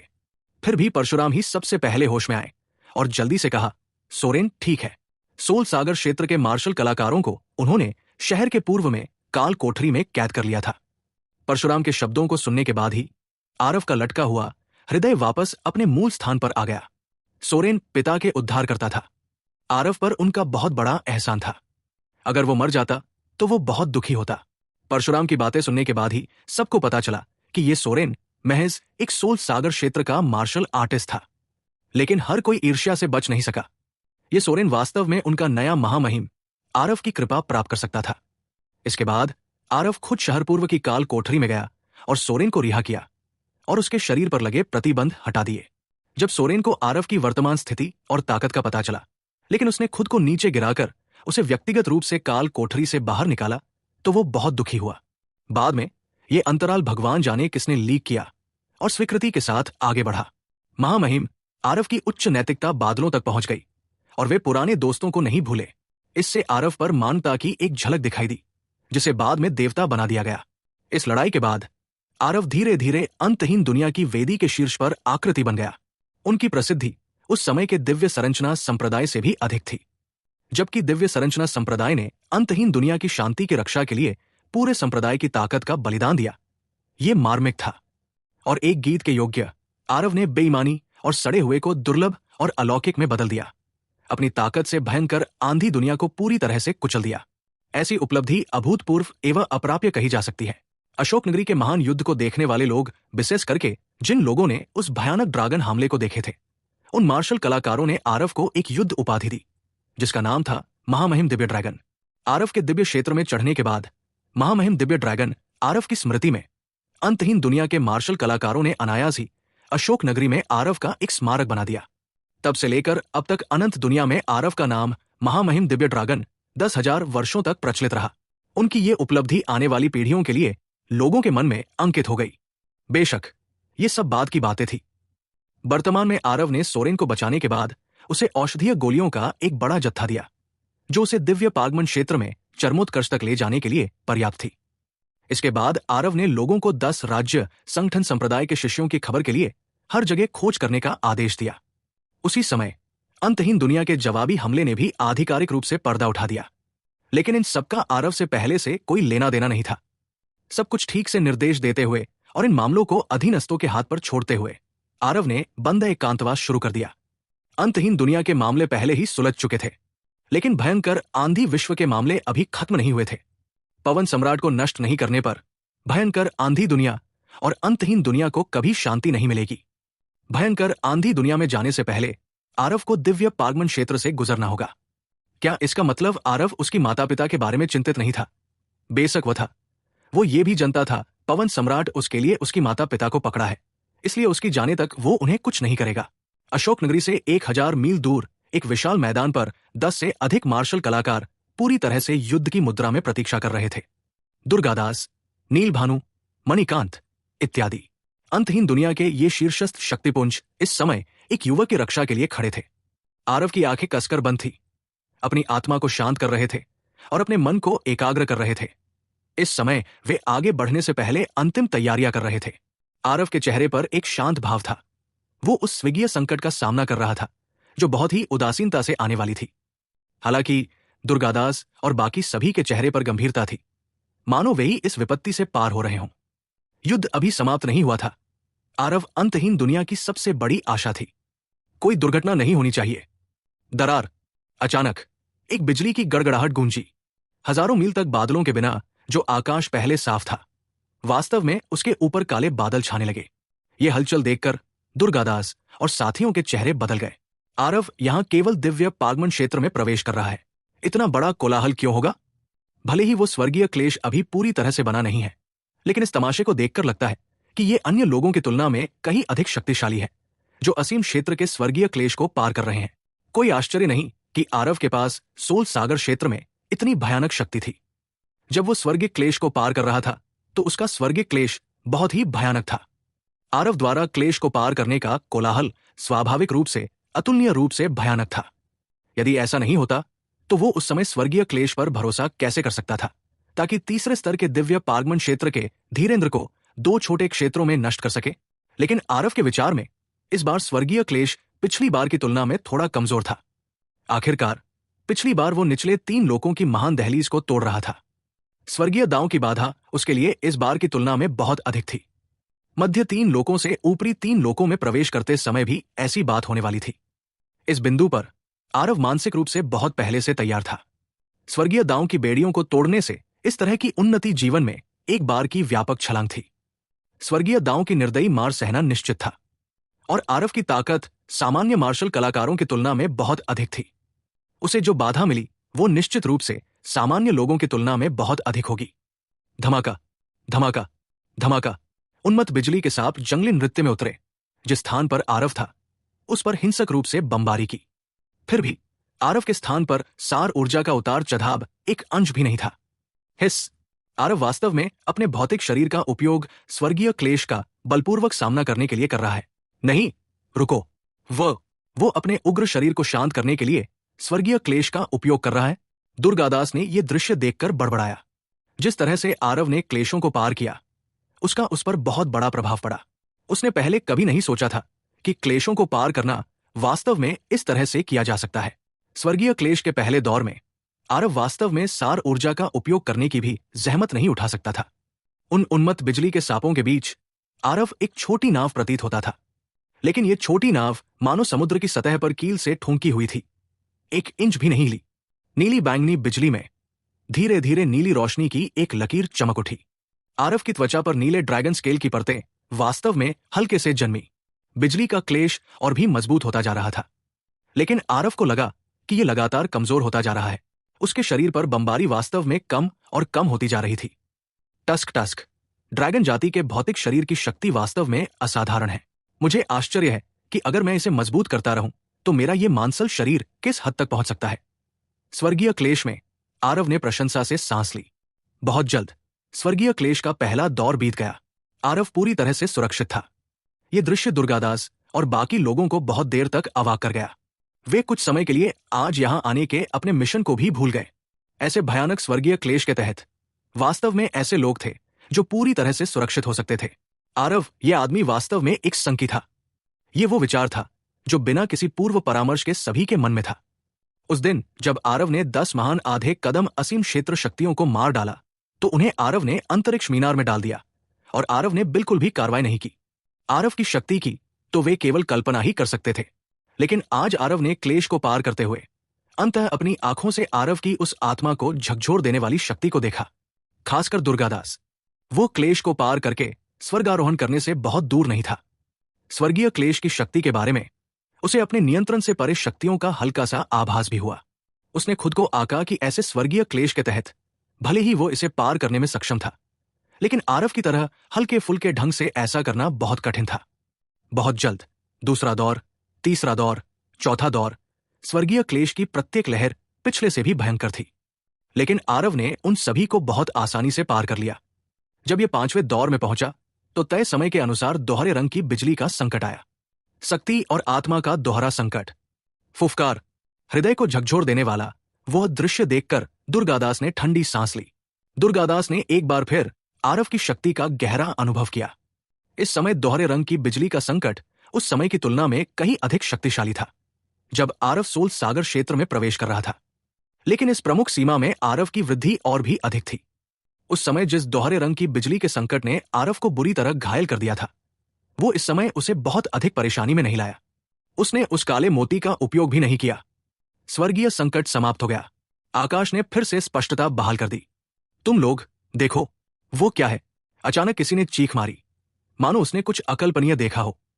इस समय सभी लोग उस भयावह दोहरे रंग की बिजली की विभीषिका में डूबे हुए थे और ध्यान नहीं दे रहे थे। उस व्यक्ति की बात सुनकर सभी अपनी निगाहें उस ओर लगाए बिना नहीं रह सके, लेकिन उन्होंने देखा कि आरव के कानों के ऊपर से एक धुंधला सा प्रेत बाहर निकल रहा है। वो धुंधला सा प्रेत बिल्कुल आरव जैसा ही लग रहा था। ये दिव्य आत्मा संघनित हो रही है। ये कैसे संभव है? वो तो बस अभी अभी दिव्य पागमन क्षेत्र में घुसा है। दुर्गादास चीखा। वास्तव में उम्मीद नहीं थी कि आरव की दिव्य आत्मा वास्तव में पहले से ही इस हद तक संघनित हो चुकी है। अभी अभी दिव्य पागमन क्षेत्र में घुसा है और उसकी दिव्य आत्मा वास्तव में एक रूप संघनित कर सकती है। मणिकांत भी अविश्वसनीय रूप से चौंक गया। ये कैसे संभव है? मैंने पहले कभी नहीं सुना कि दिव्य पागमन क्षेत्र के मार्शल कलाकार अपनी दिव्य आत्माओं को संघनित और रूप दे सकते हैं। आरव की दिव्य आत्मा कितनी समेकित होगी?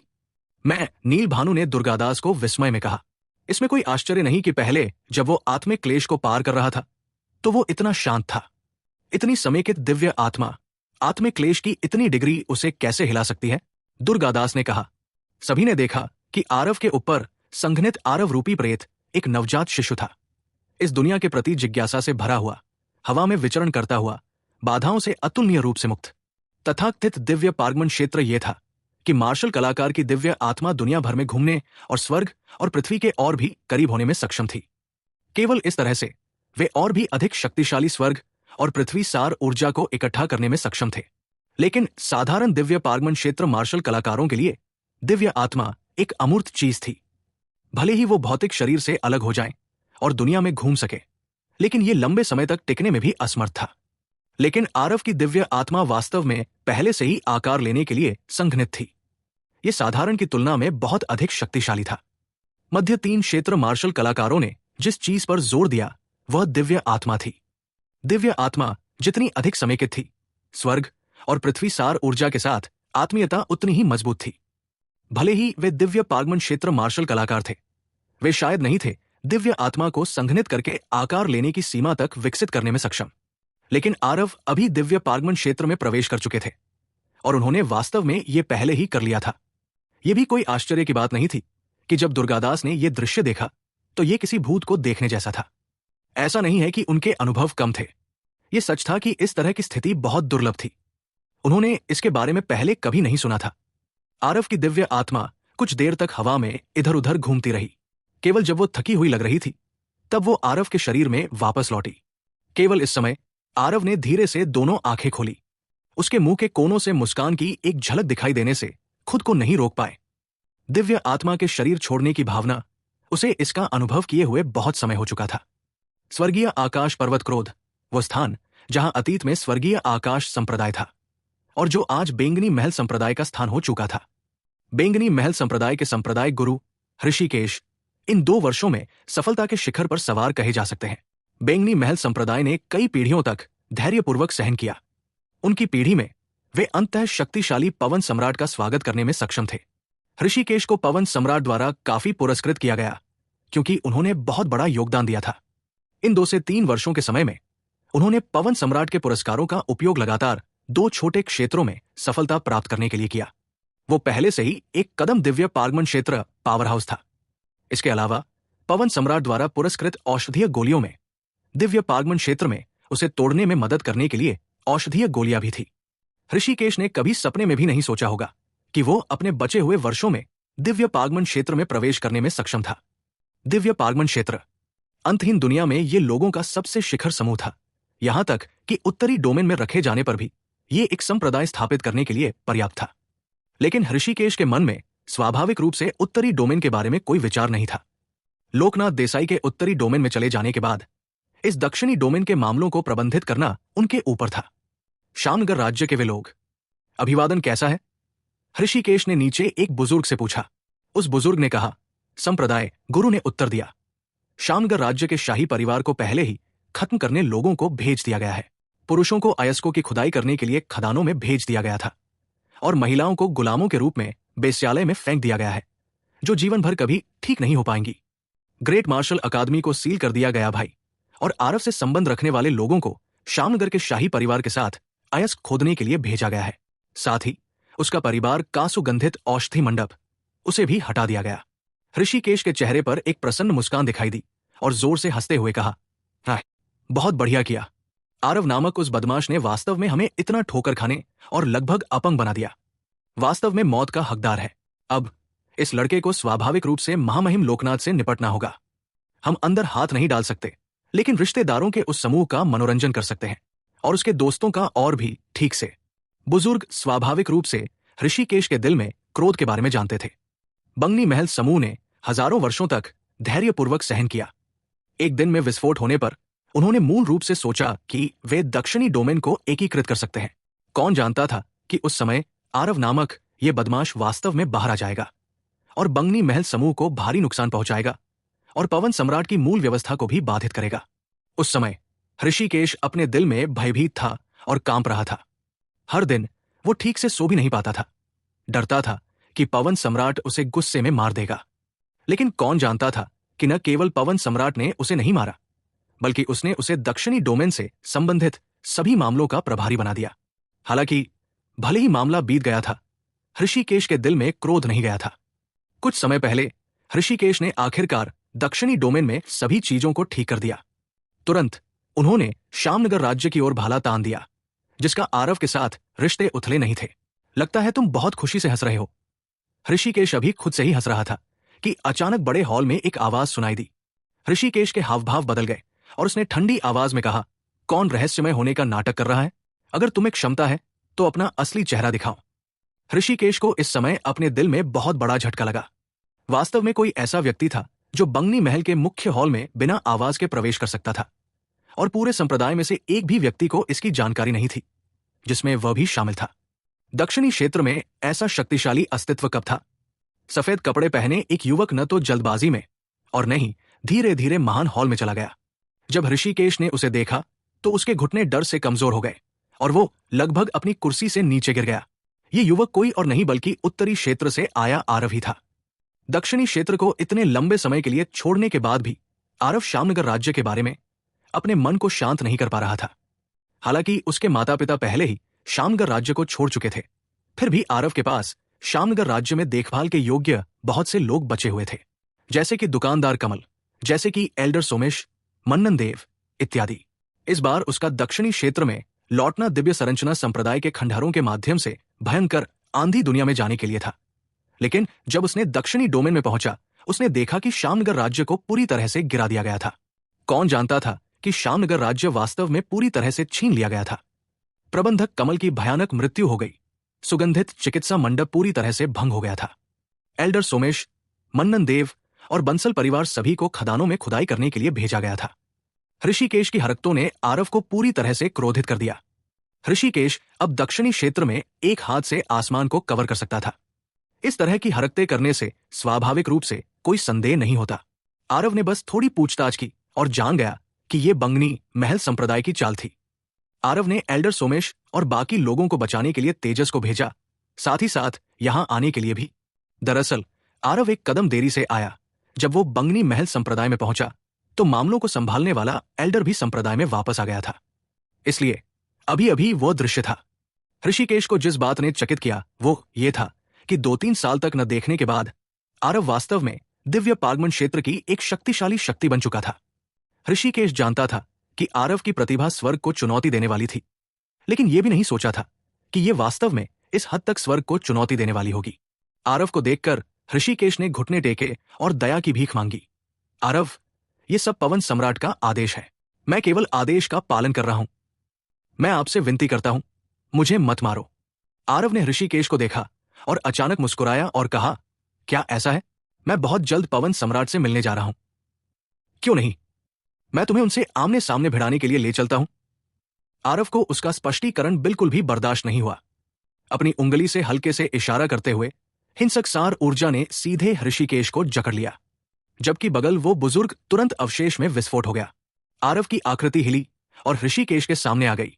अपना हाथ बढ़ाकर और एक लुक के साथ उसके सिर पर मारते हुए उसने सीधे अपनी दिव्य आत्मा को बाहर निकाला और उसे पहले से तैयार एक छोटी बोतल में फेंक दिया। चंदन ज्वाला, इस साथी की अच्छी तरह से देखभाल करो। ये सब खत्म करते हुए आरव ने चंदन ज्वाला को आदेश दिया।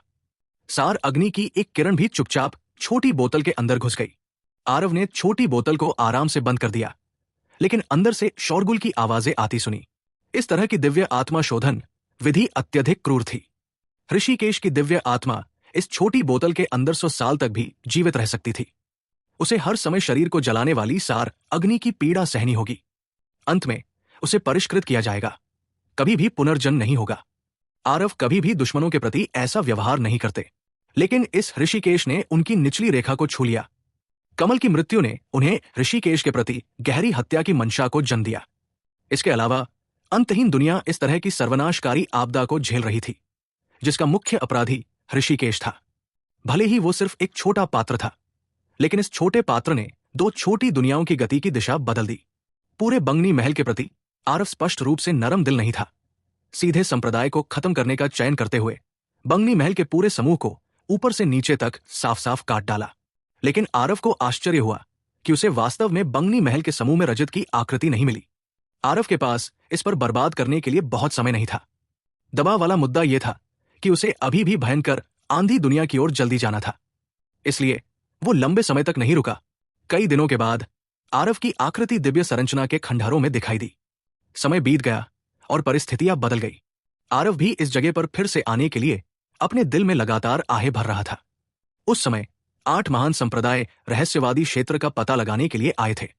कौन जानता था कि यह वास्तव में 2 दुनियाओं के बीच एक दुखद युद्ध को जन्म देगा। उस समय जो मार्शल कलाकार रहस्यमय क्षेत्र का पता लगाने आए थे, उनमें से अब केवल आरव ही बचा था। यहां तक कि 10 राज्य संगठन संप्रदाय के साथी प्रशिक्षुओं को भी अब कोई खबर नहीं थी। वर्तमान खंडहर पहले से ही भयंकर आंधी दुनिया मार्शल कलाकारों से भरे हुए थे। आरव जाहिर तौर पर विनम्र नहीं होंगे। वे क्षेत्र मार्ग के क्षेत्र में सभी तरह से मारकाट मचाते रहेंगे। क्षेत्र मार्ग की रखवाली करने वाला एक दिव्य पागमन क्षेत्र विशेषज्ञ था। हालांकि वो आरव के साथ एक भी वार करने में सक्षम दुश्मन नहीं था। वापस भागो और पवन सम्राट से कहो कि वे उससे अपनी गर्दन धोने के लिए कहें और मेरे आने और काटने का इंतजार करें। आरव ने उस भयंकर आंधी दुनिया मार्शल कलाकार को नहीं मारा, बल्कि उससे भागने दिया। कुछ घंटे के बाद एक आवाज सेंट्रल कैपिटल में गुंजी, देवव्रत, बाहर आओ। सेंट्रल कैपिटल के ऊपर आकाश में एक आकृति हवा में खड़ी थी। आरव की आवाज गर्जने जैसी थी, जो तुरंत पूरे सेंट्रल कैपिटल में फैल गई। आरव सेंट्रल कैपिटल की रक्षात्मक सरणी को वेद कर अंदर प्रवेश किया। इस बार उसे पिछली बार की तरह छिपकर रहने की जरूरत नहीं थी। उसके पास अब पवन सम्राट का सामना करने की ताकत थी। आरव की इस चीख ने तुरंत सभी का ध्यान अपनी ओर खींचा। ये व्यक्ति कौन है? वास्तव में बिना किसी सम्मान सूचक शब्द के सीधे महामहिम का नाम लेने की हिम्मत कैसे हुई? क्या वो मरना चाहता है? बेवकूफ, ये लड़का स्पष्ट रूप से बुरे इरादे से आ रहा है। अगर वो मूर्ख नहीं है तो उसके पास असली क्षमता है। आपको क्या लगता है कि वो मरना चाहता है या नहीं? तुम मूर्ख हो। इस दुनिया में महामहिम का मुकाबला कौन कर सकता है? वो एक असीम क्षेत्र शक्ति है। भले ही इस लड़के की ताकत बहुत अच्छी है, लेकिन वो सबसे ज्यादा सिर्फ एक प्रथम स्तर का दिव्य पागमन क्षेत्र है। उस व्यक्ति के पास जवाब देने के लिए कोई शब्द नहीं था। इन भयंकर आंधी दुनिया के मार्शल कलाकारों की नजर में आरव केवल मृत्यु की तलाश में यहां था, क्योंकि इस समय किसी के लिए भी पवन सम्राट महामहिम का प्रतिद्वंदी बनना असंभव था। उनके दिलों में महामहिम एक अजेय अस्तित्व थे। सिवाय इसके कि आरव आज उनके दिलों में उस अजय राजा को तबाह करने के लिए यहां आया था। किमिया पर्वत पर आदरणीय किमिया संप्रभु अपने शिष्यों को उपदेश दे रहे थे। ये आवाज सुनकर उनके चेहरे पर भाव बदल गए। किसमें इतनी हिम्मत है? महामहिम को भड़काने की हिम्मत। ये आवाज बहुत जानी पहचानी है। ये छोटे जूनियर भाई की आवाज है। मास्टर, ये छोटे जूनियर भाई की वापसी है। अभिजीत ने इस आवाज को बहुत जल्दी पहचान लिया, आधे आधे उत्साह से और आधे आधे खुशी से। आदरणीय किमिया संप्रभु ने आरव की आवाज को तुरंत पहचान लिया। इस बार उनके चेहरे पर एक उलझन भरी नजर थी जब उन्होंने आह भरते हुए कहा, आरव वापस आ रहे हैं। वे अभी भी आपके छोटे जूनियर भाई कैसे हो सकते हैं? सबसे अधिक संभावना है मास्टर के पास भी उन्हें महामहिम कहने के अलावा कोई विकल्प नहीं होगा। अभिजीत के चेहरे पर भाव बदल गए और उन्होंने कहा, मास्टर के शब्दों का क्या मतलब है? आदरणीय किमिया संप्रभु ने अपना हाथ हिलाया और कहा, अब और मत पूछो। मास्टर के पीछे पीछे चलो और देखो और तुम्हें पता चल जाएगा। बात खत्म करके आदरणीय किमिया संप्रभु उठे और दरवाजे से बाहर निकल गए। शिष्यों का समूह आश्चर्यचकित और भ्रमित था और उनका पीछा किया। उसी समय शहर में अनगिनत परिवार के कबीले चिंतित थे। सभी एक के बाद एक देखने के लिए अपने घरों से निकल रहे थे। लेकिन जिस बात ने उन्हें हैरान कर दिया वो ये था कि हवा में थोड़ा पतला दिखाई देने वाला युवक केवल एक दिव्य पागमन क्षेत्र मार्शल कलाकार था। सेंट्रल कैपिटल के बाहर रखे जाने पर इस तरह की ताकत को बहुत अच्छा माना जाता था। लेकिन भले ही सेंट्रल कैपिटल में कुलीन लोगों को बाहर लाया जाए, लेकिन वो भी रैंक नहीं कर सकता था। इस तरह की ताकत के साथ वो महामहिम पवन सम्राट को चुनौती देने की हिम्मत कैसे कर सकता था? 2 साल पहले आरव ने से सेंट्रल कैपिटल में सभी को पछाड़ दिया था, लेकिन उस समय आरव की ताकत अभी भी कमजोर थी। इन 2 वर्षों में चाहे स्वभाव या ताकत के मामले में आरव उस समय से दुनिया से अलग था। स्वाभाविक रूप से बहुत कम लोग थे जो याद कर सकते थे कि उनकी आंखों के सामने ये युवा आरव ने उस दिन राजधानी में तबाही मचाई थी। इसके अलावा आज आरव का हंगामा उस समय की तुलना में बहुत ज्यादा था। उस दिन ये सिर्फ चौक में था, लेकिन इस बार आरव की दहाड़ ने सेंट्रल कैपिटल के सभी विशेषज्ञों को चौंका दिया। वर्तमान आरव ने अपनी आंखें बंद कर ली, हाथों को अपनी छाती पर मोड़ लिया, चुपचाप पवन सम्राट की प्रतिक्रिया की प्रतीक्षा कर रहा था। हालांकि भयंकर आंधी दुनिया में पवन सम्राट की स्थिति अभी भी सर्वोपरि थी। आरव का इस तरह से बेशर्मी से दहाड़ना स्वाभाविक रूप से कई विशेषज्ञों की नाराजगी का कारण बना। बहुत जल्द ऐसे लोग सामने आ गए जिन्हें मौत का डर नहीं था। ये लड़का जो जीवन और मृत्यु में अंतर नहीं जानता, कहां से आया? वास्तव में बिना किसी सम्मान सूचक शब्द के महामहिम पवन सम्राट का नाम सीधे संबोधित करने की हिम्मत कैसे हुई? मौत को आमंत्रित करना, यह तीसरे स्तर का दिव्य पागमन क्षेत्र पावर हाउस था, जो बिना किसी स्पष्टीकरण के आरव का अभिवादन करने के लिए आगे बढ़ा। आरव ने कोई हरकत नहीं की, लेकिन एक बेहोश प्रेत उसके शरीर से अलग हो गया और बाहर आ गया। उस बेहोश प्रेत ने बस अपनी उंगली को हल्का सा बाहर निकाला और वह 3rd लेवल दिव्य पागमन क्षेत्र पावर हाउस सीधे आसमान से ऐसे ही नीचे गिर पड़ा। यह दृश्य देखकर सभी ने ठंडी सांस ली। वह उसका दिव्य आत्मा संघनित होकर रूप ले रही है। ये कैसे संभव है? अभिजीत वे सभी किमिया पर्वत से बाहर निकले ही थे कि उन्होंने ये दृश्य देखा। अभिजीत को तब तक झटका लगा जब तक कि वे बोलते समय हकलाने लगे। आदरणीय किमिया संप्रभु की नजर भी तेज हो गई। उन्होंने नहीं सोचा था कि 2 साल तक न देखने के बाद आरव वास्तव में पहले से ही इस हद तक दुर्जय हो जाएगा। 1st लेवल दिव्य पागमन क्षेत्र 3rd लेवल दिव्य पागमन क्षेत्र से निपट रहा था और पहले वाले ने वास्तव में एक भी चाल नहीं चली, केवल संघनित दिव्य आत्मा का उपयोग करके बाद वाले को सीधे एक शॉट में मार गिराया। इसके अलावा 1st लेवल दिव्य पागमन क्षेत्र में दिव्य आत्मा संघनित होकर रूप ले रही थी। यह किस तरह की अवधारणा थी? भले ही आदरणीय किमिया संप्रभु को आरव की पूर्व किमिया सम्राट पहचान के बारे में पता था, लेकिन यह दृश्य देखकर वो भी अविश्वसनीय रूप से चौंक गया। लेकिन ऐसे भी देखा जाए तो अगर आरव के पास पर्याप्त ताकत नहीं थी तो इस तरह सार्वजनिक रूप से पवन सम्राट को चुनौती देना भी असंभव था। असीम क्षेत्र, ये 2 शब्द मजाक के लिए नहीं कहे गए थे। अब आप सभी जानते हैं कि मेरे पहले के शब्दों का क्या मतलब था, है ना? आदरणीय किमिया संप्रभु ने भावुक आह भरते हुए कहा। अभिजीत और प्रशिक्षुओं के समूह ने एक दूसरे की आंखों में विस्मय को देखा। 2 साल तक न मिलने के बाद आरव अब वो छोटा जूनियर भाई नहीं रहा जिसे उनकी सुरक्षा की आवश्यकता थी। वो युवा जो गुरु के पंखों के नीचे सुरक्षा चाहता था, वास्तव में बड़ा होकर एक अद्वितीय शक्ति बन गया है। तभी आरव ने धीरे से अपनी आंखें खोली और उदासीनता से कहा, मैं आज पवन सम्राट से व्यक्तिगत दुश्मनी के लिए यहां आया हूं। अगर कोई ऐसा है जो मौत से नहीं डरता तो बेझिझक आ सकता है। मैं इसे सिर्फ वार्म अप मानूंगा। आवाज तेज नहीं थी, लेकिन ये सबके कानों में साफ साफ पहुंच गई। ये शब्द बहुत अहंकारी थे, बहुत बहुत अहंकारी। लेकिन उनके सामने खड़ा ये युवक अहंकारी होने की पूरी क्षमता रखता था। सिर्फ दिव्य आत्मा पर भरोसा करके 3रे स्तर के दिव्य पागमन क्षेत्र के शक्तिशाली व्यक्ति को एक ही बार में मार गिराना। बहुत स्पष्ट रूप से यह व्यक्ति वास्तव में पवन सम्राट को चुनौती देने के लिए यहां आया था। एक ही वाक्य ने सभी को चौंका दिया। दिव्य पागमन क्षेत्र के विशेषज्ञ जो शुरू में कोशिश करने के लिए उत्सुक थे, सभी ने समझदारी से उकसाने की इच्छा को दबा दिया। जब आरव ने यह दृश्य देखा तो वो एक बार फिर अपनी आंखें बंद किए बिना नहीं रह सका। उसका वज्र की तरह हमला करना सभी को अचंभित करने के लिए था, अन्यथा कुछ मक्खियों का बार बार आना भी काफी परेशान करने वाला था। आदरणीय किमिया संप्रभु और बड़े भाइयों को आरव ने स्वाभाविक रूप से बहुत पहले ही देख लिया था, लेकिन वर्तमान में यह स्पष्ट रूप से एक दूसरे को पहचानने का अच्छा समय नहीं था। इसलिए वो इसे केवल इस तरह से मान सकता था जैसे कि उसने देखा ही नहीं। समय बीतने के साथ नीचे बहुत से लोग टिप्पणी करने से खुद को नहीं रोक पाए। महामहिम पवन सम्राट अभी तक क्यों नहीं दिखाई दिए? क्या यह हो सकता है कि वो वास्तव में डरे हुए हैं? शशश, शांत रहो। क्या तुम मौत को दावत दे रहे हो? महामहिम पवन सम्राट एक असीम क्षेत्र शक्तिशाली व्यक्ति है। वो इस बदमाश से कैसे डर सकता है? उसका बाहर न आना निश्चित रूप से उसके अपने कारण है। भले ही इस लड़के की क्षमताएं काफी है, लेकिन महामहिम पवन सम्राट का मुकाबला करना भी संभव नहीं है। हाँ, तुमने जो कहा वो समझ में आता है। महामहिम पवन सम्राट आखिरकार एक असीम क्षेत्र शक्तिशाली व्यक्ति है। वो प्रथम स्तर के दिव्य पागमन क्षेत्र बदमाश से कैसे डर सकता है? सभी लोग अभी चर्चा कर रहे थे कि अचानक दूर से एक हलचल पैदा हो गई। Clutter clutter. अच्छे कपड़ों में एक अधेड़ उम्र का आदमी धीरे धीरे भीड़ से बाहर आया, लेकिन उसके हाथों में एक बहुत मोटी लोहे की जंजीर थी। लोहे की जंजीर का दूसरा सिरा गहरे लोहे से बने पिंजरे से जुड़ा हुआ था। पिंजरे में एक नर और मादा जोड़ा था। दोनों लोग दुबले-पतले और पीले थे। उनके चेहरे पर कोई रंग नहीं था। हवा में मौजूद आरव ने अचानक अपनी आंखें खोली।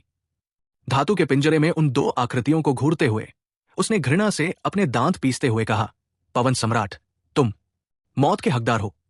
आरव की आंखें अभी खून से लाल थी और उसकी हत्या की मंशा आसमान की ओर बढ़ रही थी। पिंजरे में मौजूद नर और मादा कोई और नहीं बल्कि देवराज और आरती पति पत्नी थे। पुनर्जन्म लेने के बाद से आरव ने पहले कभी इतने तीव्र व्यक्ति को मारने की इच्छा नहीं की थी। आज पहली बार ऐसा हुआ। बिज्जदेव के ऊपर के अलावा आरव आज पहली बार सचमुच क्रोधित हुए। इस समय पवन सम्राट ने गहन लौह पिंजरा उठाया और हवा में उड़ गए। 1000 पाउंड से अधिक वजन वाला लौह पिंजरा उनके हाथों में कुछ भी नहीं था और उनके हिलने पर देवराज और आरती तुरंत अंदर लुढ़क गए। उनके सिर सीधे लौह पिंजरे से टकराए, जिससे धमाके की आवाज आई। पवन सम्राट ने आरव की ओर देखा और एक फीकी मुस्कान के साथ कहा, क्या आप क्रोधित हैं? लेकिन मेरी सलाह है कि आप अपना आपा न खोए। यह धातु का पिंजरा गहन लौ से बना है। इसकी ताकत एक गहन कलाकृति के बराबर है। यह पहले से ही 5वें स्तर के पायरोब्लास्ट तावीजों से भरा हुआ है। जब तक मैं इसे सक्रिय करता हूं, वे तुरंत धूल में मिल जाएंगे। आरव बस आगे बढ़ने की सोच रहे थे, लेकिन पवन सम्राट के शब्दों ने उन्हें बलपूर्वक रोक दिया। पवन सम्राट, अगर उनके साथ कोई दुर्घटना होती है तो मैं आपको यह आश्वासन देता हूं कि आप चाहकर भी उनके साथ दफन नहीं होंगे। आरव के शब्दों में बर्फ की तरह सख्त थी। यह देखा जा सकता था कि वो इस समय पहले से ही अत्यधिक क्रोधित था। हूं, तुम आश्वस्त हो। भले ही मेरे हाथों में वे बंधक न हो, बस तुम्हारे जैसे लोग हो, और तुम बदला लेने के लिए मुझे ढूंढना चाहते हो। अभी भी थोड़ा छोटा हूं। तुम कल्पना भी नहीं कर सकते कि असीम क्षेत्र और दिव्य पागमन क्षेत्र के बीच कितना अंतर है। पवन सम्राट ने आरव के बारे में कुछ भी नहीं सोचा। उसकी नजर में आरव सिर्फ एक कचरा था जो अपनी क्षमता को ज्यादा आंक रहा था। मार्शल दाव का रास्ता जितना पीछे की ओर जाता, उतना ही क्षेत्रों को पार करना और युद्ध करना कठिन होता, क्योंकि प्रत्येक छोटी सीमा के बीच की दूरी भी लगातार बढ़ती जा रही थी। शायद आरव के पास वास्तव में सीमाओं को पार करने और युद्ध करने की क्षमता थी, लेकिन एक बड़ी सीमा को पार करना और उसे हराना बिल्कुल असंभव था। हालांकि स्वाभाविक रूप से सतर्क पवन सम्राट के लिए वो अपने हाथों में एक कार्ड पकड़ना पसंद करेगा। आखिरकार वर्तमान आरव पहले से ही इस हद तक परिपक्व हो चुका था कि वो उसे अनदेखा नहीं कर सकता था। शेर खरगोश का शिकार करने के लिए पूरी ताकत लगा देते हैं। पवन सम्राट इस लड़के को हल्के में नहीं लेंगे, जो स्वर्ग को चुनौती देते हुए ऊपर उठा है। किसी को यह जानना था कि उसने अकेले ही जो कई चीजें व्यवस्थित की थी, वे सभी इस लड़के के हाथों बर्बाद हो गई। वर्तमान स्थिति को देखते हुए संभवतः अंतहीन दुनिया में यह पहले भयंकर आधी दुनिया की भेजी गई योद्धाओं के लिए, यमलोक के लिए यात्रा की प्रबंधन हो चुका होगा। लोकनाथ ने 10 आधे कदम असीम क्षेत्र विशेषज्ञ को अपने साथ लेकर गया था। अगर उन्होंने पहले आरव के साथ युद्ध किए होते तो आरव की वर्तमान ताकत को वास्तव में कम करके नहीं आंका जा सकता था। बेशक पवन सम्राट यह कल्पना करने में असमर्थ था कि आरव को असीम क्षेत्र और दिव्य पागमन क्षेत्र के बीच का अंतर बिल्कुल स्पष्ट था। अगर उसे 100% निश्चितता नहीं थी तो वो अकेले केंद्रीय राजधानी में कैसे आ सकता था? आरव ने अपनी मुट्ठियां कस ली। चटकने की आवाजें निकाल रहा था। उसके नाखून पहले से ही मांस में धंसे हुए थे, उसकी हथेली को चीरते हुए। ताजा खून हथेली के साथ बह रहा था, लेकिन वो बेखबर लग रहा था।